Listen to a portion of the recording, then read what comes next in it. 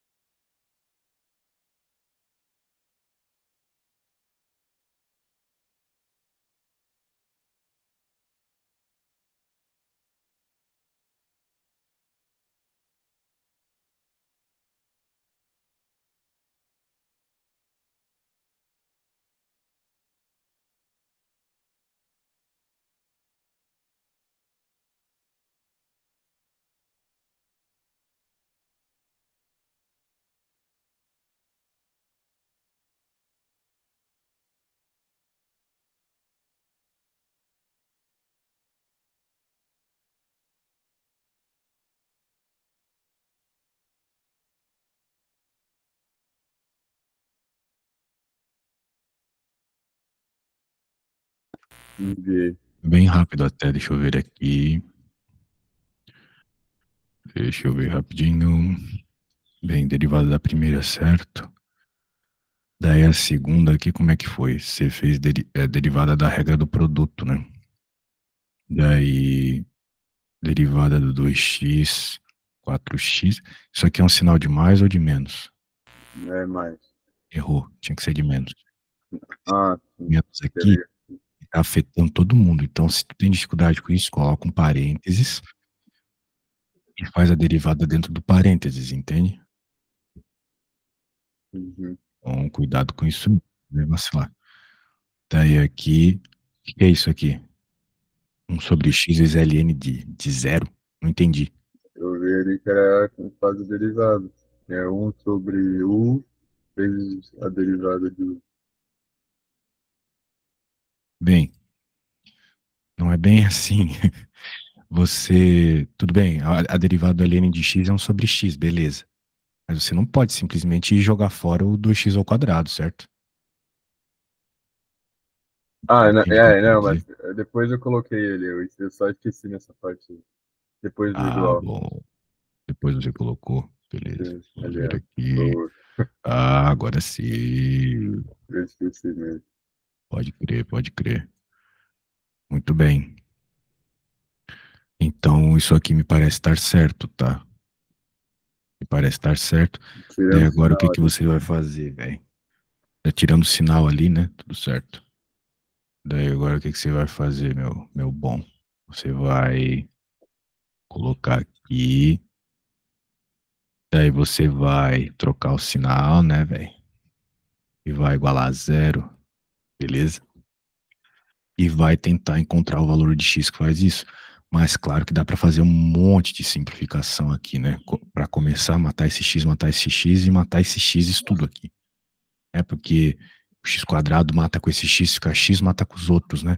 Tipo, esse matar, eu quero dizer, é dividir todo mundo por x, entendeu? Para Sim, simplificar os x's, beleza? tá. Entendeu o que eu fiz, né? Só dividir todo mundo por x, tá ligado? Uhum. Aí cortou. Então, beleza. Daí vai ficar menos 2 menos 4 ln de x, e sobrou outro menos 2 lá, igual a zero. Daí, menos 4 vai para o outro lado mais 4, então vai ficar menos 4 ln de x, igual a mais 4. Daí vai ficar ln de x igual a menos 1. Você concorda comigo? Sim. Daí agora a questão é, qual é o valor que faz o x virar menos 1? Bem, lembrando que nós estamos falando de ln, né? O que que você pode fazer aqui? Você pode, tipo, elevar e dos dois lados, porque a gente aprendeu que o ln ao contrário do e sobra só o x, certo? Vai Uhum. ficar x igual a e na menos 1. Daí, pronto, essa é a resposta. Só isso. Ou seja, qual é a conclusão que a gente tira disso? A gente tira que é no valor de x igual a e elevado a menos 1, que por sua vez é um valor entre 0 e 1, certo? Você pode jogar na calculadora e ver isso. É um valor entre 0 e 1, que é o que nós estamos interessados. Significa que nesse valor, é, vamos dizer assim, o comportamento da função muda, beleza? Por exemplo, pode estar deixando de ser decrescente e vira crescente ou vice-versa, ok? Isso é deixar de ser monótono, né? Deixar de ter um comportamento e ir para outro comportamento, beleza? Entendi. Então, vamos lá. Vamos fazer mais uma aqui. Essa aqui é chata, hein? Bosano-Cauchy. Mas isso aí eu não Cauchy, aprendi, não. Cauchy. Você sabe o que é o Bosano-Cauchy? Não. Eu queria aprender. Bosano-Cauchy é um teorema do cálculo que ele diz basicamente que se você tiver, vamos dizer assim, se o teorema de Bosano-Cauchy estiver valendo, né, significa que existe um ponto de mínimo entre um intervalo da tua função, né? Você sempre avalia, assim, vou tentar explicar com menos palavras. Você sempre avaliará a sua função entre dois valores. No caso aqui, o π e o 3π sobre 2. Se as regras do teorema de Bosoni-Cauchy valer dentro desse intervalo, você pode afirmar que existe um ponto de máximo ou de mínimo, um ponto crítico que muda o comportamento, igual da questão anterior, entende? Sim. Dentro deste intervalo, beleza? Então, a ideia é essa. Então, a ideia, né? Como a ideia é essa, né? Nós já temos a nossa função que nós queremos avaliar ali. A primeira coisa que a gente tem que fazer é derivar essa função, beleza? Será que você consegue derivá-la para mim certinho? É, vou com a tabela eu consigo aqui. Tudo bem? Você vai poder usar a tabela, né, na prova. Lembre-se que lá no começo da prova tem algumas derivadas, né? Você pode até não usar a minha e usar a da prova mesmo, né? Estamos na página 5. Deixa eu pegar aqui. Olha só. Regras de derivação. Nessa que você precisa, nesse caso, suponho que são só essas aqui, num primeiro momento, né? Então eu vou colocar aqui, junto com o enunciado da questão. Eu vou deixar as regras aqui. Cadê o enunciado da questão? Só um segundinho. Página 5. É a questão 11. Beleza.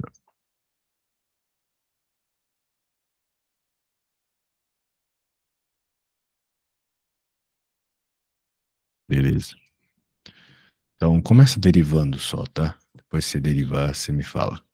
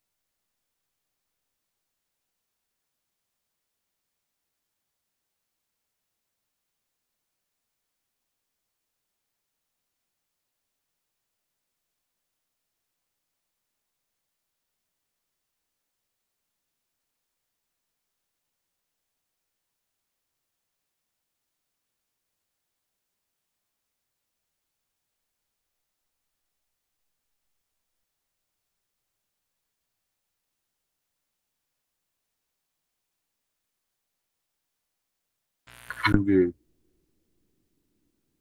Beleza, vou dar uma olhadinha.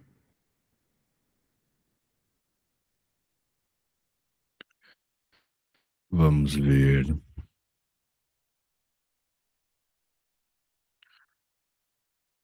Então, derivada do primeiro vezes segundo normal, vezes a derivada do segundo menos, né? Mais, melhor dizendo.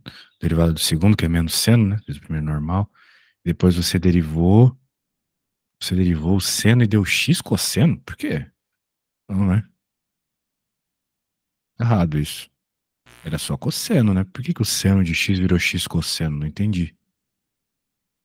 parece seno de U é igual a derivada de U vezes cosseno de U. Então, quem que é a derivada do x, não é 1? Ah, é. Pois é. Deve.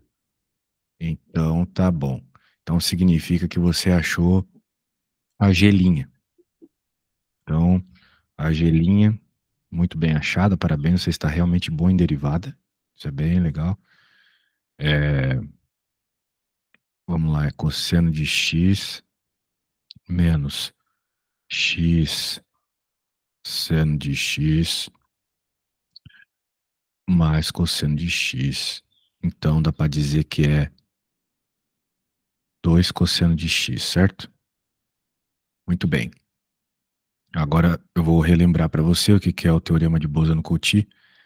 Ele diz que se você seguir algumas regras dentro do intervalo que você está trabalhando, significa que você pode afirmar que tem um ponto crítico dentro desse intervalo, beleza? Então, muito bem. Então, em outras palavras, né, a gente tem que, para começar todas essas regras que eu estou falando, né, nós temos que definir uma função nova aqui, que é uma função que vai envolver justamente o valor que nós estamos pensando aqui, que é um meio, né?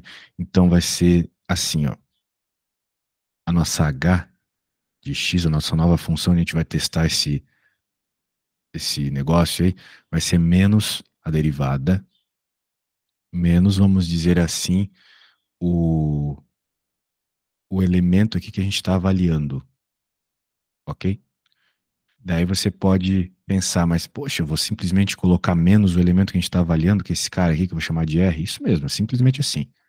Vou colocar do lado. Na prática, quando eu faço isso, assim, geometricamente, o que está acontecendo é o seguinte: eu estou pegando uma reta, tipo uma reta horizontal, como essa, no caso, um meio, né? Menos um meio, que seja. E eu estou passando a minha função por ela. Então, vai acontecer uma coisa assim, né? Essa aqui seria a função gelim. Então, se dentro dessa função aqui eu tiver os extremos que são citados no enunciado, esse A e esse B aqui, significa que ela foi e voltou, entendeu? Percebeu? Ela teve que ir e voltar. Não tem como ela passar aqui e, né, não ter um ponto que vai causar esse retorno, beleza? Porque não tem tipo como ela passa só por um desse sem ter um ponto de retorno que faz ela voltar. Senão ela iria para sempre para baixo. Então, quando a gente faz essa conta, a gente está mostrando isso, beleza? Então significa que em algum lugar vai ter um ponto de mínimo, ou no caso do contrário, aqui seria um ponto de máximo, né? E assim vai. Beleza? Então, Beleza. a questão é essa. Então, agora, como é que a gente vai provar isso, né? A gente tem que calcular h de x nos intervalos agora. Nos intervalos que nós estamos estudando, que é o π meios e 3 π meios, beleza? Então, o que que você vai fazer agora?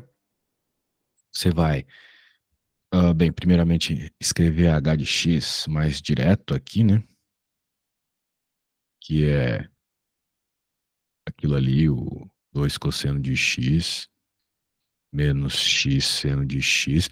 Aí, como é menos a restrição aqui, vai ficar menos com menos mais um meio. Daí o que que você vai ter que fazer agora nessa função? Vai ter que pegar aqueles limites lá e jogar nela. Ou seja, pegar o x, jogar π meios, ver o que dá, né? Ver a resposta que dá. Depois você joga 3π sobre 2 e vê a resposta que dá. Ok? A ideia aqui, cara, quando você fizer isso, vai ser observar que num dos casos você vai ter um valor negativo como resposta, e em outro vai ter um valor positivo. Para o teorema de Bolzano-Cauchy funcionar, é isso que tem que acontecer, beleza? Um dos intervalos que nós estamos estudando tem que ser negativo e o outro positivo. Por quê, né? Por quê? Porque perceba que nesse ponto aqui, reta decrescente. E nesse ponto aqui, crescente, ou seja, derivada positiva, derivada negativa. Lembra? Na verdade, não sei se eu cheguei a dar tantos detalhes assim para ti, mas quando a gente está avaliando derivada, né?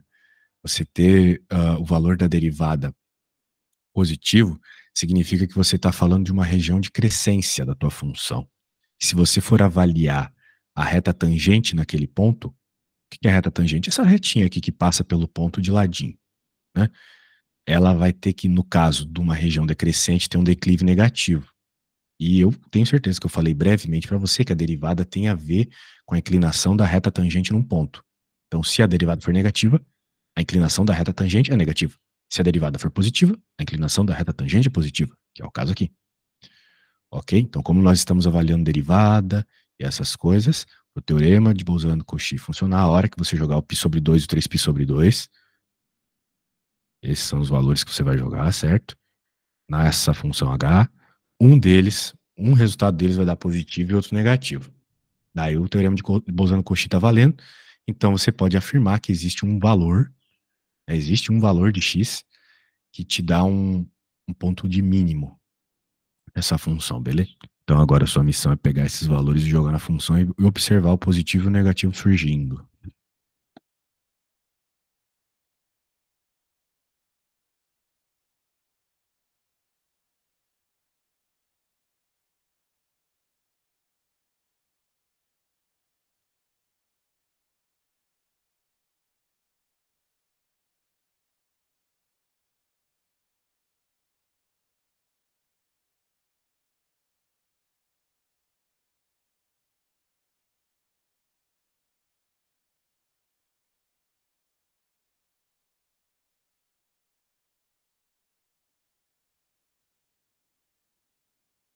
Mas nesse X aí antes do seno, eu coloco pi meio, Também. Também tem que pôr. mas vai ficar tipo Vai ficar um. seno de Ó, 90, não sei. não, não, não. Você vai deixar em pi mesmo. Não pode passar para graus. Ah, tá, entendi.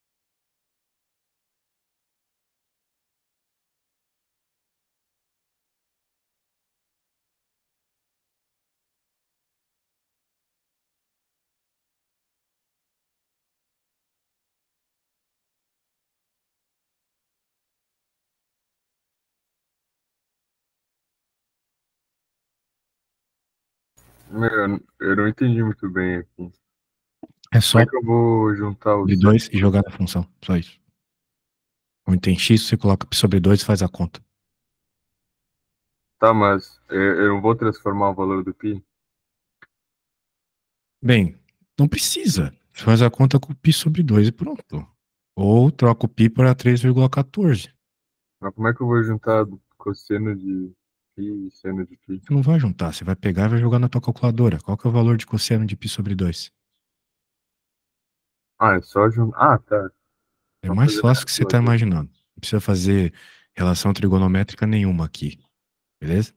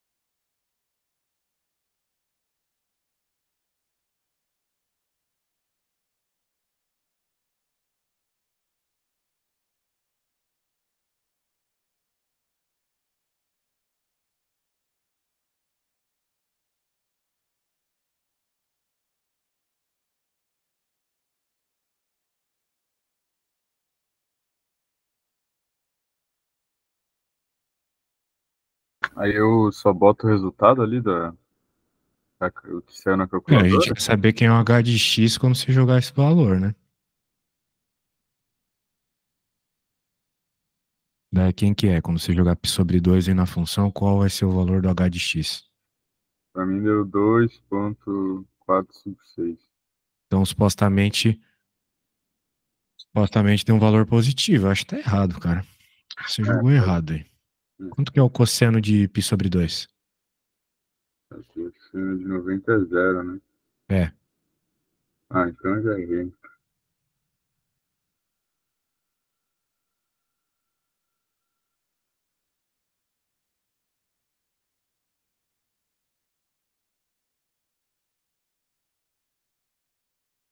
Como é que coloca isso aqui na calculadora? Ele usa pico. Oh, meu Deus do céu, Ele não velho. usa como 3,14? Não, velho. Vai depender de como tá a tua calculadora. Se tá em graus, tu vai converter pra graus e vai pôr na calculadora, né? Ah, Pô, a parte mais fácil tu não faz, cara. é que eu não. Minha escola quase não usava esse calculador. Não, como é que tu fazia as contas com seno e cosseno, então? A gente usava, era sempre o valor que estava na tabelinha. Mas isso aqui tá na tabela. Tem que saber de cor quem é o cosseno de π sobre 2. Mas aí eu não sei como calcular menos π sobre 2 vezes seno de π sobre 2. Tá, eu vou fazer a primeira, tu faz a outra. Caramba, parte fácil você não fez, você é louco. 2 vezes o cosseno de π sobre 2. Dane-se, o cosseno de π sobre 2 é 90. Então põe 90 aqui. Só que aqui fora você não pode. E tem que deixar π sobre 2. Ah, eu não sei quanto é. 13,14 dividido por 2. Pronto. E aqui seno de 90 de novo. Isso aqui dá zero. Então vai ficar zero. Menos eu não sei quanto é 3,14 dividido por 2, mas deve ser tipo, sei lá, 1,5 e 7, alguma coisa assim. Não sei. Joga na calculadora e vê. Ah, mais ou menos 1,6, sei lá. Seno de 90 é 1. Pronto. Então deu menos 1,6. Não entendi qual foi o problema. Ah, tem mais um meio aqui, né? Esqueci desse um meio.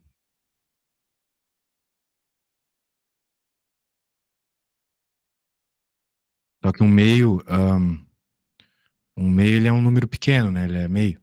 Então vai ficar menos 1,1, mais ou menos, né? Mas não importa a resposta exata, o que importa é que ele é negativo, entendeu? Daí agora você vai fazer o mesmo por 3π sobre 2. Note, quando a gente está buscando o valor de seno e de cosseno, você joga lá o radiano ou joga o grau, tanto faz. O importante é você saber qual é o seno e o cosseno desse ângulo. Mas quando ele está aqui fora, você nunca pode deixar em graus. Você nunca pode deixar em graus quando você vai fazer uma conta com o π de verdade. O π de verdade ele tem um valor, 3,14. A gente só fala que ele é 180 graus quando a gente está dentro do seno ou do cosseno, quando a gente está falando sobre uma rotação. Mas quando eu vou fazer uma conta, eu tenho que considerar esse cara como um número, sacou? Só que mais um é 13,14 mais um, sacou?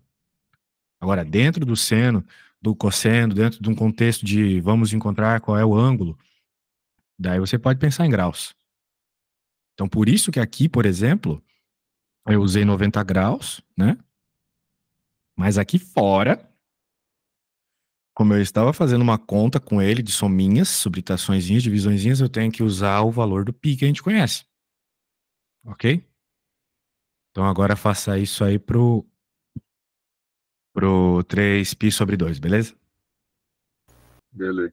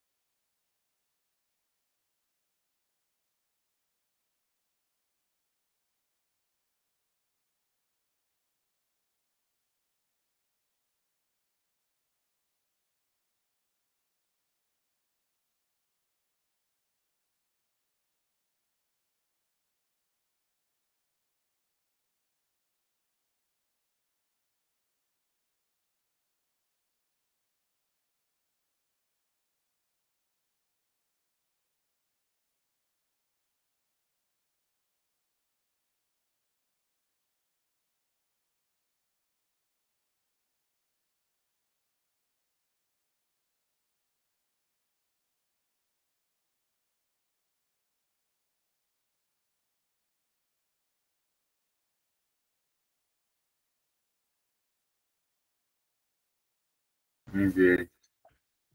Tá, me parece que você achou a coisa positiva, certo? Então, Isso. você encontrou que para um dos limites aqui da região que nós estamos estudando é negativo, o outro é positivo.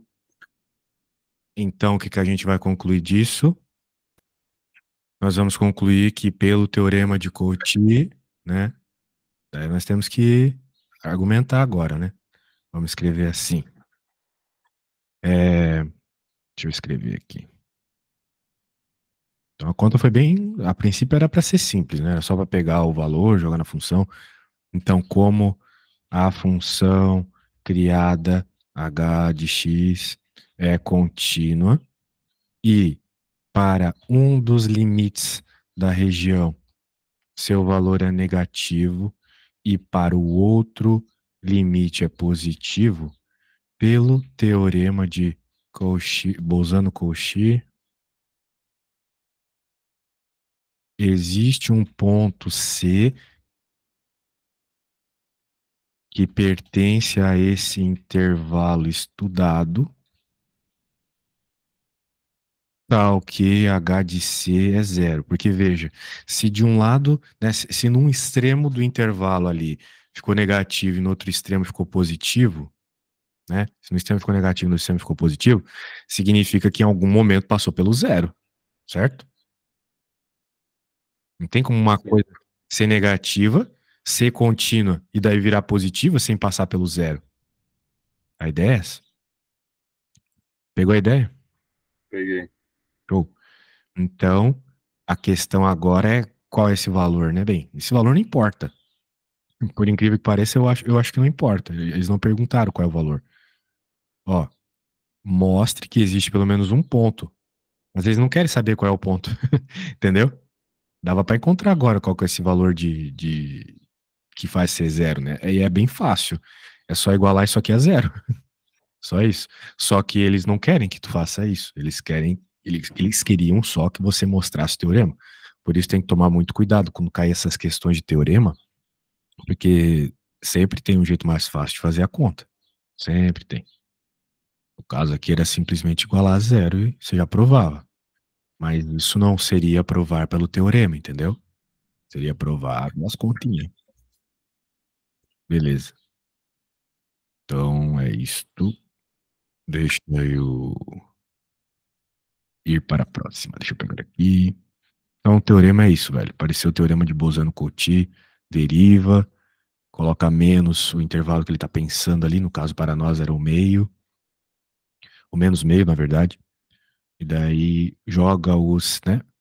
Era deriva, joga o menos meio ali, pega esses valores de limite, joga na função, prova que um é negativo e outro é positivo. Significa que o teorema está valendo. Muito bem. Então agora vamos para 12. Resolva este item sem recorrer à calculadora, percebeu? Então, como é que a gente vai fazer? Blá, blá, blá, estude a função h, conta... Por que que eles falam isso, né? Porque você simplesmente pode jogar na calculadora esta equação e a calculadora vai te dar o gráfico. Você sabe fazer isso já? Ah, Você já eu está já por aí? eu peguei já a calculadora, mas eu só vou tipo, realmente, tipo, eu comprei ela, mas ela só chega em 2 semanas, né? Entendi. Eu estou em outro PC, então não tem mais aquele emulador, mas lá é só você ir na parte de gráfico, vai ter provavelmente opção gráfico lá, e você escreve a função, ela vai gerar o gráfico. E daí, gerando o gráfico, você observa se tem assíntota oblíqua ou não. Claro que para isso você vai precisar colocar limites razoáveis aí, né, para mostrar esse comportamento. Agora, como é que a gente faz isso na mão, né? Que você até pode usar a calculadora para ver como é que é, né? Ver se tem mesmo. Mas na hora de pôr na prova, você vai ter que fazer a conta, sacou? Vai ter que fazer a conta. Então, como é que a gente faz, né? A gente tem uma fórmula para isso. Bem, o que que é uma assíntota oblíqua, né? Vamos primeiro entender isso graficamente. Uma assíntota oblíqua, como o próprio nome diz. Primeiro, o que é assíntota? Assíntota é um comportamento no infinito. Por exemplo, um comportamento bem famoso no infinito é isso aqui, ó. Ahn,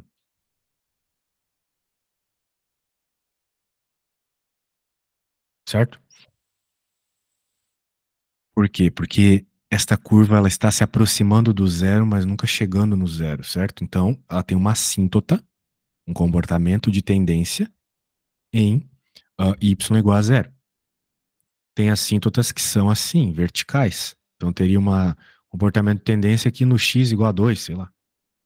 Mas tem algumas assíntotas que elas são oblíquas, porque o comportamento é assim, tá vendo? Ela tende a ser uma reta, não é de fato, né? Porque se fosse uma reta, seria uma reta sempre. Mas ela está se aproximando de uma reta, beleza? Então, se ela for uma assíntota oblíqua, é isso. É um comportamento que se aproxima de uma reta. Muito bem, agora como é que a gente faz para encontrar isso, né? Ah,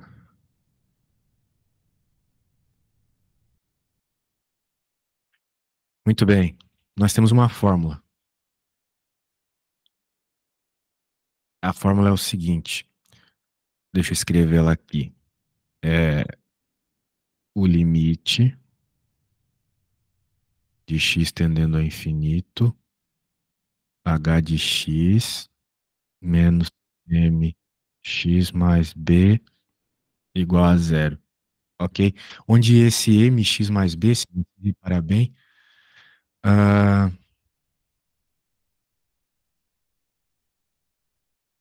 muito É bem. igual da fórmula. Esse mx mais b, o que que é? A equação de uma reta, né? Lembra disso?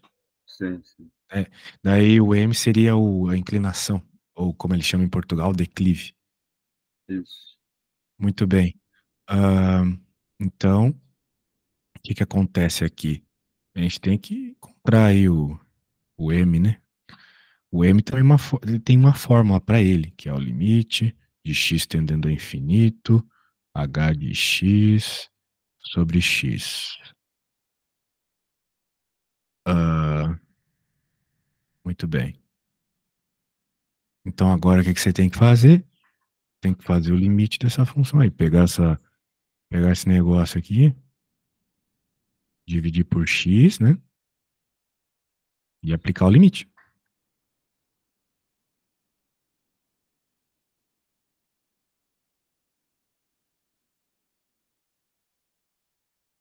E ver se isso aqui vai te dar um valor, né? Um número normal, né? Diferente de zero, diferente de infinito, beleza? Então, como é que resolve esse limite aqui? Bem, fazendo uma divisãozinha simples, né?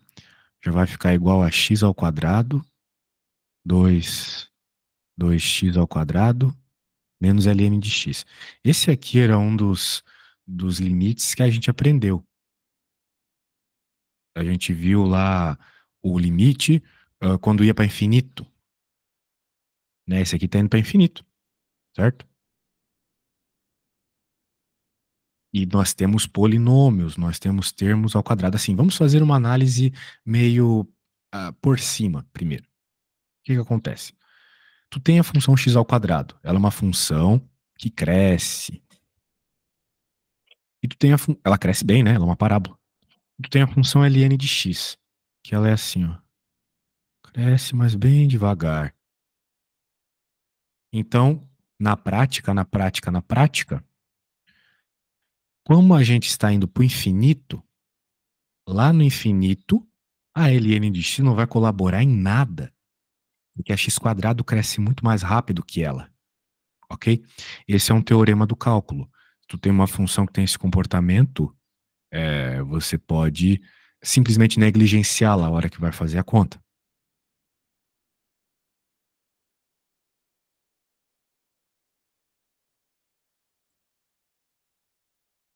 Então vai ficar só x ao quadrado sobre 2x ao quadrado. Agora, continua dando infinito por infinito, continua dando uma indeterminação. Mas eu posso cortar e daí pronto, saiu a indeterminação. A resposta é um meio. É porque sobrou um em cima e dois embaixo. Então, o valor daquele limite ali é um meio. Daí você pode estar pensando assim, ah, professor, mas isso aí Isso aí não vale. Porque você simplesmente jogou fora esse cara aqui? Foi o que eu fiz, né? Bem, eu acho que isso vale. Mas, né, mas, se isso não valer, se eles não aceitarem desse jeito, o que que eu recomendaria você fazer na prova? Você fazer o que eu te mostrei lá na. Ah, a gente não estudou limite, a gente estudou só derivada. Mas como é que a gente faz aqui para então desaparecer com a indeterminação? Entendendo que o ln ele é uma função que cresce devagar, você pode deixar em evidência o x ao quadrado tanto em cima como embaixo, olha só.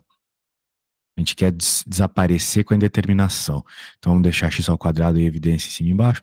Aqui sobra o 1, aqui sobra o 2, menos ln de x por x ao quadrado. Ok? Daí, se você olhar no exame, se você olhar lá no exame, você vai ver que o ln de x sobre x, ele é um limite notável. Olha lá, olha lá. Limite é um negócio que tem que estudar bem, cara. Cai bastante também. Acho que a gente deveria fazer uma aulinha de limite, sabe? Olha só. Limite a gente não estudou, né? A gente estudou só a derivada, certo, É, Caio? estudou limites. Olha só, nós temos um limite que aparentemente, né, nos mostra que vai dar zero. Esse negócio aqui, eles deveriam ter escrito isso de uma forma um pouco mais genérica. qualquer x aqui embaixo causa zero nessa conta, beleza? Tipo, x elevado ao quadrado, ao cubo, né? Qualquer coisa que seja maior que 1, é maior ou igual a 1, faz esse negócio dar zero, entende? Então, na verdade, eu acho que é qualquer um mesmo, né? Contanto que seja maior que zero, qualquer um vale. Não dá pra, porque não dá pra dividir pelo Maior infinito. que um vale. Diga, não entendi o que você falou. É porque não dá pra dividir pelo infinito. Não, é que assim, se você. Não tem problema dividir por infinito. Tipo, um dividido por infinito é quanto? Se você tem R$ 1 e vai dividir para infinitas pessoas, ou sei lá, a população do mundo todo, vai dar praticamente zero, certo? Então, se você divide um número por infinito, não tem problema. Só que você não pode dividir o infinito por infinito, entendeu? Dividir o infinito por infinito é a indeterminação. Existem alguns casos indeterminados dos limites. Daí, quando aparece isso, a gente tem que usar de álgebra ou de alguma substituição conhecida, tipo essas aqui, para chegar na resposta verdadeira, beleza? Pois é, de fato, eu não falei de limite para ti. É um negócio que cai bastante na prova. Mas, só para resumir, para tu poder, né, saber o que acontece. Vai dar zero ali, né, da mesma forma que eu havia falado.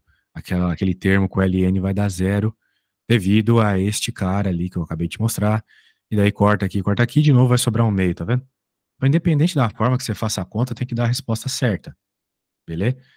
Daí pronto, com isso você prova, né, que existe um coeficiente angular aqui. Então existe a reta. Aí só faltaria encontrar quem é o B. É o que tem esse B aqui também. Mas uma vez que você provou que tem o M, você já pode afirmar que existe uma reta de tendência, que existe então uma assíntota oblíqua, que é o que o problema pede. Beleza? Então tá bom, velho. Bem, esse problema aí, vou te deixar na mão nele, mas o que que eu te recomendo fazer? Eu recomendo que você dê uma lida nos limites daquela apostila que eu te enviei, mas não qualquer coisa, tá? É, eu vou te mostrar exatamente o que que você tem que aprender para o exame na apostila. Deixa eu abrir aqui.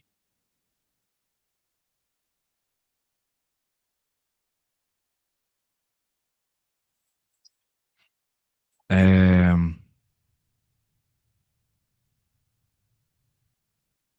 olha só, né? Isso aqui é tudo uma parte inicial, que também seria importante, mas vamos deixar para lá. Você tem que aprender a partir daqui, ó. Você pode pular tudo isso e ir direto para essa parte de conta de limite aqui, ó. Propriedades é bom dar uma lida, então a partir da página 71, aqui, ó, cálculo de limite. É isso que você tem que ver para valer. Beleza? Tá aí o caso que não pode rolar, ó, infinito dividido por infinito, tá vendo? Entre outros que aparecem bastante também. Mas os principais são esses dois. Isso acontece o tempo todo no exame, o tempo todo, o tempo todo, o tempo todo no exame. Então tem que saber fazer, tá? Pelo menos uma ou duas questões disso vai cair na prova. Beleza? Isso aqui a gente não estudou, né? Não. Tá. Então é um negócio legal aí pra você ver, beleza? Então você pode estudar e quando você quiser marcar mais aula comigo aí é só falar. Vou te É, mandar meus horários já, mas tá aí uma coisa que eu recomendo fortemente aí, pelo menos uma ou duas aulas. Uma pra ver a matéria, assim, e outra pra fazer as questões do exame desse assunto, beleza? beleza. Então tá bom. Falou! Valeu.